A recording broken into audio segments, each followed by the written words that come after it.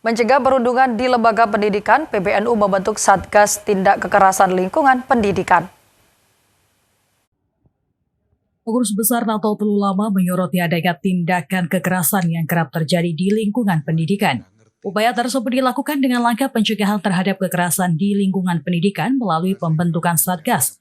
Hal tersebut diungkapkan Alisa Wahid, Ketua PBNU dalam konferensi pers Musyawarah Nasional Munasalim Ulama Nahdlatul Ulama tahun 2025 yang berlangsung di Jakarta. Upaya yang dilakukan pengurus besar Nahdlatul Ulama untuk membentuk satuan tugas tersebut sebagai upaya jalan penanggulangan kekerasan di lembaga pendidikan. Hal ini menurut Ning Alisa sebagai wujud komitmen PBNU menangani kasus kekerasan yang terjadi di lembaga pendidikan termasuk pesantren. Ia menemukan bahwa kasus kekerasan di pesantren semakin tinggi, sehingga PBNU membentuk Satgas untuk menangani kasus tersebut. Jadi untuk kekerasan di lembaga pendidikan, PBNU sangat serius untuk merespons hal ini. Jadi di lembaga pendidikan, ini kita menemukan bahwa kekerasan semakin tinggi, semakin meningkat.